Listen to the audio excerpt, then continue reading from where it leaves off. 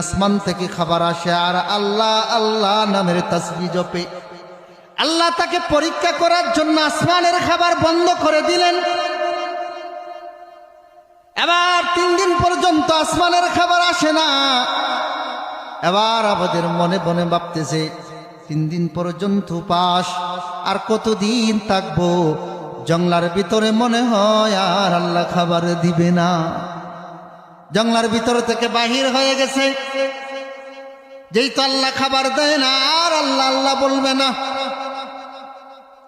জংলার ভিতর থেকে বাহির হয়ে এক মালিকের বাড়িতে গেছে। বাড়িতে কেউ আসেননি। বাড়ির ভিতর থেকে আওয়াজ আসছে, কে তুমি?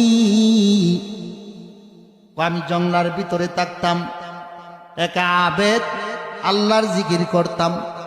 আসমান থেকে খাবার আসতো, 3 দিন পর্যন্ত আমার খাবার আসে না। আমার পেটে বড় খিদা, তোমার বাড়িতে কোনো খাবার আসেনি, আমার একটু খাবার দাও। এমনি 3টা রুটি দিছে ওই মালিক। 3টা রুটি যখন খাবারের প্রস্তুতি নিছে, একটা রুটির একটা কোনা যখন মুখে দিছে, বাড়ির মালিকের একটা কুকুর ছিল সামনে উপস্থিত। কুকুরটা গেরগেউ করতেছে আর বুঝাইতেছে, আমারে খাবার দাও।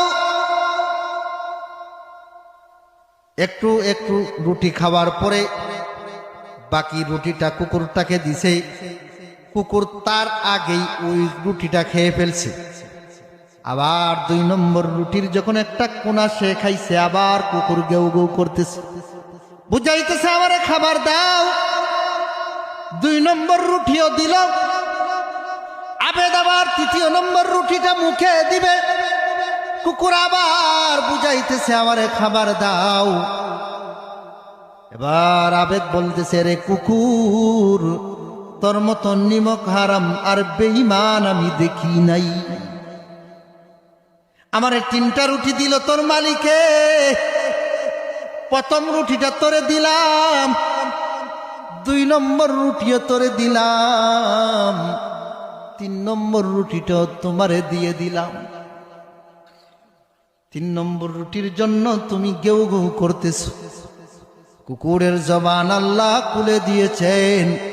কুকুর বলতেছে, আরে আবেদ, তোমারে তো আল্লাহ আসমান থেকে খাবার দেয়, এতদিন পর্যন্ত আল্লাহর নিয়ামতগুলো খেয়েছ।